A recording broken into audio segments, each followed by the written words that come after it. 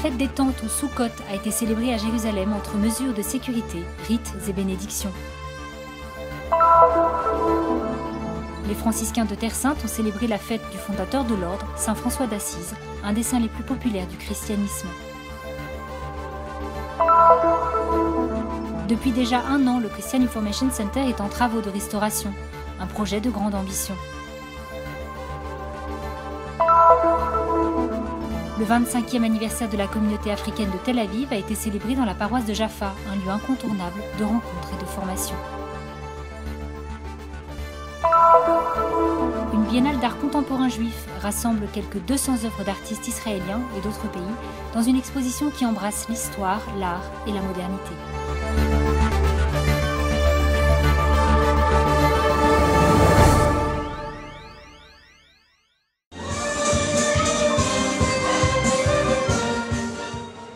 Sukkot s'est achevée ce 5 octobre dans un climat sécuritaire tendu. Également appelée la fête des tentes ou des tabernacles, elle est l'une des 3 fêtes de pèlerinage durant lesquelles, dans les temps anciens, le peuple se rendait au temple de Jérusalem pour offrir des offrandes.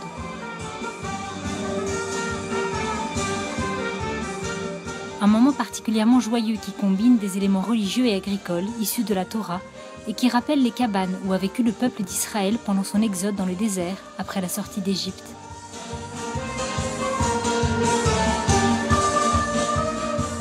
La cabane est un toit de fortune que l'on aperçoit dans toutes les villes d'Israël, dans les maisons mais aussi dans les centres commerciaux. Le toit est fait à partir de branches d'arbres, d'après la tradition, des feuilles de palmier, à travers lesquelles il doit être possible de voir le ciel tout en maintenant un effet d'ombre à l'intérieur de la tente.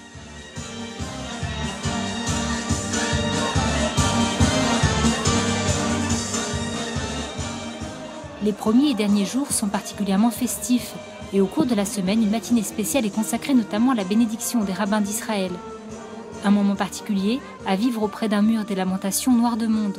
Tous viennent recevoir la bénédiction.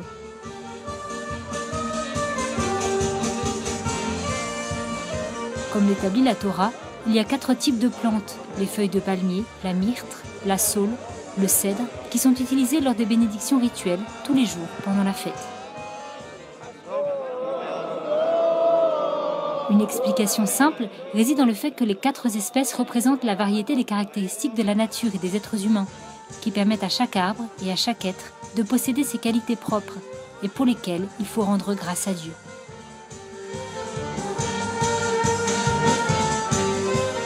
Un autre nom de Sukkot est la fête de la moisson, célébrée à l'automne après la récolte de l'été et avant la plantation des cultures d'hiver. Un des thèmes majeurs de la prière est la pluie. Les agriculteurs remercient Dieu pour la récolte et prient pour avoir une année de pluie.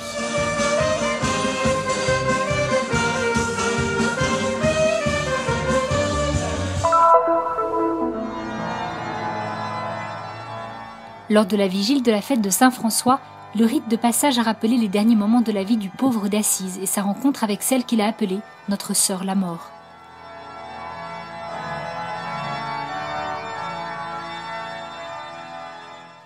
Dans sa réflexion, le custode de Terre Sainte, le père Pierre Battista Pizzaballa, a rappelé la vie du fondateur des franciscains et a souligné comment la conversion de ce dernier est advenue lorsqu'il permit lui-même à Dieu de le transformer.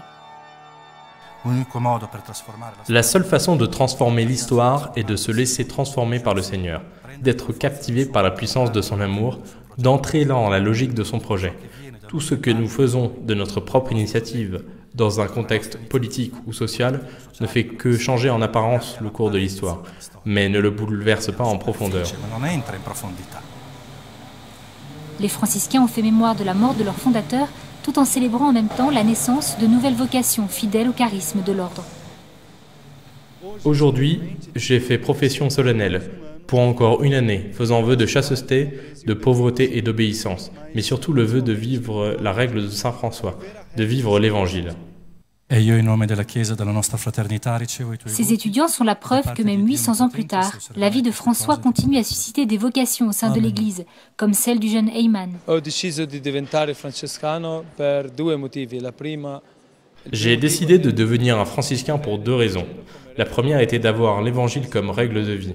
Cette façon de vivre Jésus-Christ qui se révèle, qui fascine, qui me donne joie et amour tous les jours de ma vie.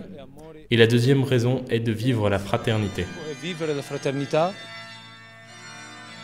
Ce dimanche, fête de Saint-François, la paroisse de Saint-Sauveur à Jérusalem s'est remplie de fidèles, en présence également des autorités religieuses de Terre Sainte. Selon la tradition, la messe a été présidée par un représentant local des dominicains. Saint Francis and Saint Dominic were the men of the Middle Age. They are men of the. Saint François et Saint Dominique sont de la même époque, du XIIIe siècle, et se sont peut-être rencontrés, nous ne savons pas. En réalité, dominicains et franciscains ont la même règle. Nous pouvons dire que nous avons la même vie apostolique. Dominicans and Franciscans, and they are in the same wave, we could say, about their apostolic life. La présence des franciscains au Moyen-Orient remonte au XIIIe siècle. À l'époque des croisades, François d'Assise avait rencontré sous le signe de la paix le gouverneur de Terre Sainte de l'époque, le sultan Melech al-Kamel, et avait réussi à ouvrir les portes pour que puissent venir les frères. Les franciscains sont arrivés ici en suivant les traces de Saint François, qui a souhaité venir en Terre Sainte à la fin de son voyage spirituel de rencontre avec le Christ. Ensuite, les franciscains sont restés ici et ont progressivement reçu du Saint-Siège la mission de garder les lieux saints. En outre, les franciscains apportent également un soutien aux chrétiens locaux à travers des œuvres sociales comme les écoles et la construction de maisons. Le rêve de François était de ne jamais oublier les pauvres. Nous sommes ici d'abord pour témoigner d'un amour que rien ni personne ne peut anéantir.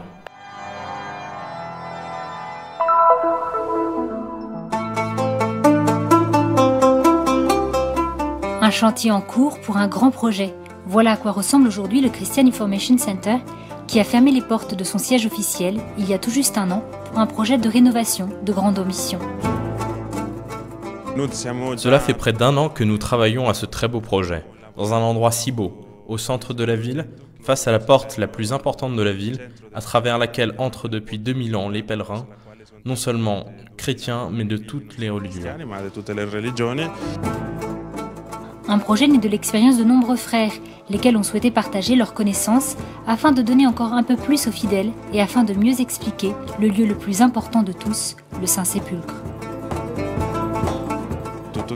Tout est né du désir de parler du Saint-Sépulcre. Avec notre expérience en tant que frères, en tant que guide de pèlerins, nous savons ce que représente pour chacun arriver au Saint-Sépulcre et vouloir expliquer chaque recoin de ce lieu, qui est le plus important au monde, le plus important de notre foi. Les gens ne peuvent pas comprendre pourquoi il en est ainsi, pourquoi il y a tant de confusion, pourquoi il est si difficile d'expliquer. Et vous avez peut-être 2 heures pour parler des plus de 2000 ans d'histoire qui entourent ce lieu si spécial, si important pour notre foi. Vous ne pouvez pas, et beaucoup de gens sont frustrés après avoir visité la Terre Sainte. Ils ont chanté des chants de Noël à Bethléem et ils sont arrivés là. Ils restent désarçonnés. Où est le Golgotha? Où est le tombeau? Que se passe-t-il? Centre aux mains de la custodie depuis 1973, il est destiné à fournir des informations à ceux qui veulent en apprendre davantage sur l'importance du christianisme en Terre Sainte, mais pas seulement. Aujourd'hui, le centre propose toute une gamme de services, y compris un programme de réservation de messes dans les sanctuaires franciscains de Terre Sainte. En parlant de cela et en voyant que ce lieu offrait encore beaucoup d'espace, nous avons repensé un peu le service que nous proposons ici. Nous offrons des informations à ceux qui ne cherchent pas seulement quelque chose de touristique, mais qui veulent découvrir les lieux saints, et aussi les communautés chrétiennes. C'est très important. Nous ne sommes pas nombreux, nous sommes peut-être 18 000 sur les 1 million de personnes qui vivent ici à Jérusalem, mais cette présence est importante. Les gens qui viennent de l'extérieur veulent comprendre quelque chose. Et nous sommes là pour ça. Les travaux, qui devraient durer jusqu'à la Pâque prochaine, impliquent entre autres la construction de salles multimédia, car comme l'a rappelé le père Augustine dans son interview, aujourd'hui, ce sont les images qui parlent.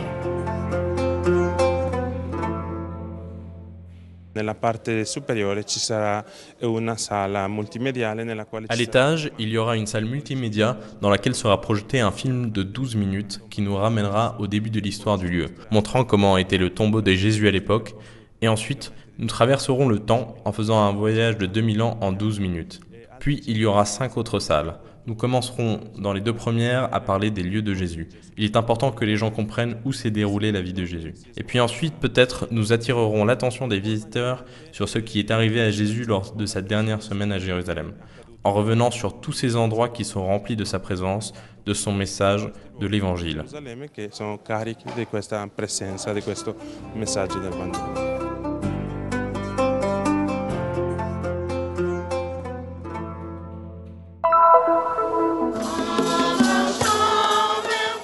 Non, nous ne sommes pas en Afrique, nous sommes à Jaffa, de Tel Aviv, où aujourd'hui la communauté africaine célèbre ses 25 ans, le jubilé d'argent de sa formation ici en Terre Sainte. Elle est répartie entre francophones, anglophones et érythréens, selon les groupes linguistiques de leurs différents pays d'origine. Je suis catéchiste pour la communauté africaine qui existe à Jaffa. Ici, nous avons établi notre communauté et c'est aujourd'hui notre fête, la fête des Africains. Nous sommes arrivés ici il y a 25 ans et nous célébrons aujourd'hui notre anniversaire, notre jubilé d'argent.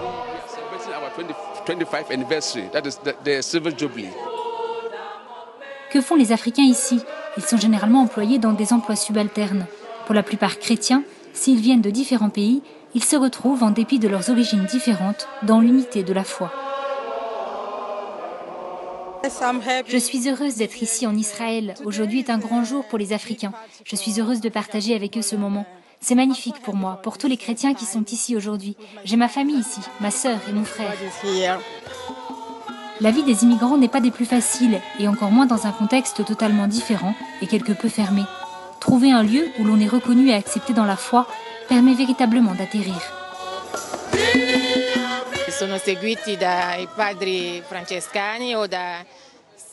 Ils sont suivis par les pères franciscains et en particulier par la communauté francophone, des prêtres africains qui étudient à Jérusalem. Je les accompagne également et quelques sœurs aussi viennent pour la catéchèse ou pour des accompagnements spirituels.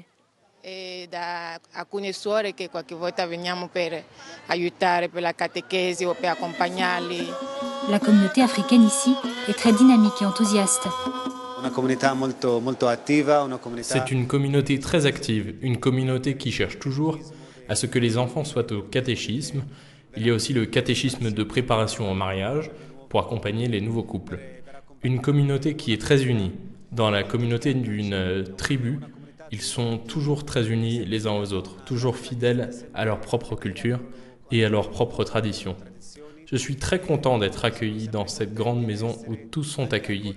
Une maison mère, la maison de l'église, la maison de la paroisse.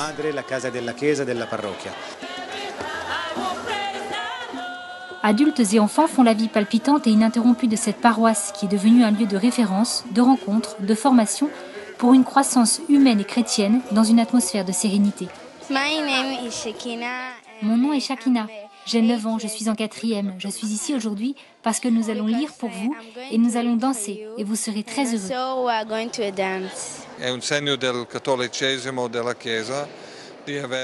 C'est un signe du catholicisme de l'Église qui peut embrasser la richesse de ces différents peuples. Particulièrement aujourd'hui où nous voyons beaucoup de tensions, où de nombreuses personnes s'éloignent de leur propre groupe de vie. Mais ici, nous voyons un signe concret de l'unité de l'Église.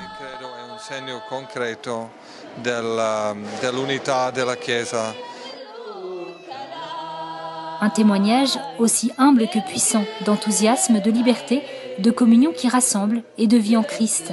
Souvent ils se demandent, et avec un peu d'amertume, ce que deviendra l'Église en Terre Sainte. Celle des Africains est une nouvelle forme de présence, imprévisible, qui se remet à l'Esprit Saint et à sa capacité infinie de faire toutes choses nouvelles, là où l'on s'y attend le moins.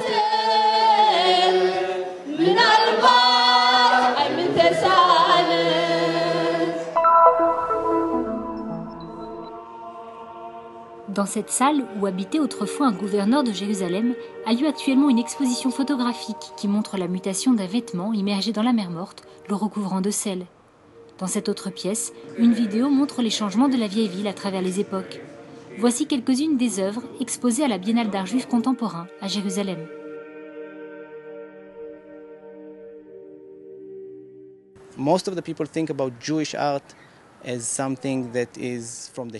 La plupart des gens pensent que l'art judaïque se limite uniquement à l'histoire juive, se résumant à des cérémonies religieuses.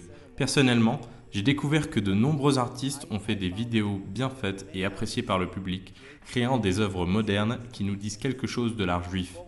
Ceci est l'aspect le plus intéressant pour moi.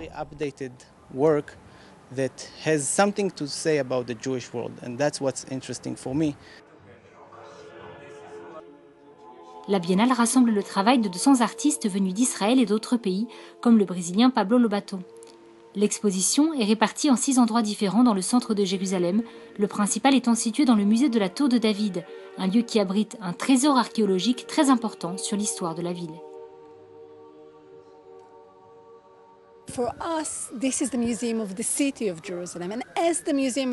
Nous sommes le musée de l'histoire de Jérusalem et il était donc tout naturel que nous accueillions la Biennale de Jérusalem.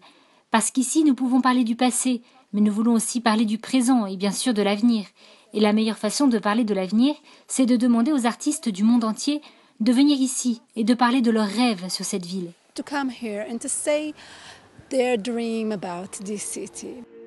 Parmi les œuvres qui se démarquent le plus, cette robe de mariée de 5 mètres suspendue par des cordes et des ballons d'hélium. Le dernier jour de la Biennale, elle sera déliée et la robe s'envolera dans le ciel de la ville sainte, apportant un message d'unité et de paix. I don't put the word peace, I don't use pigeon, but something... Je n'ai pas utilisé le mot paix, mais c'est quelque chose qui fait partie de l'atmosphère. La façon dont je l'ai fixé, la matière et le mouvement apportent la paix au monde, un peu de joie et de beauté. Voilà ce que je désire pour les chrétiens, les juifs et les musulmans. That's what I hope, Christian, Jewish and Muslim. Ce couple a profité de l'occasion de son anniversaire de mariage pour partir en vacances et venir voir l'exposition.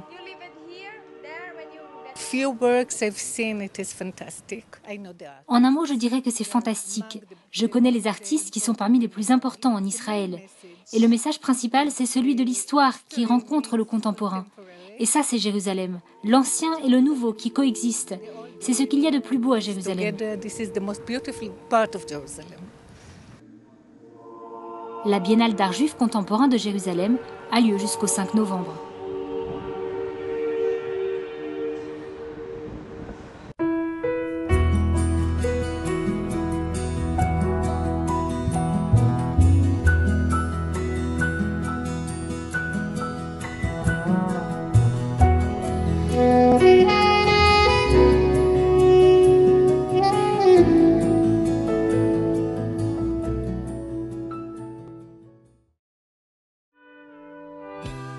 Le Terra Santa News est une production du Christian Media Center situé à Jérusalem, en Terre Sainte. Pour plus d'informations à propos du Terra Santa News et du Christian Media Center, vous pouvez consulter notre site web en bas de cet écran. Vous serez également en mesure de souscrire à notre newsletter, d'apprécier des vidéos en direct de la Terre Sainte, ainsi que de visiter nos pages Facebook et YouTube et nous suivre sur Twitter. Venez visiter le site du Terra Santa News.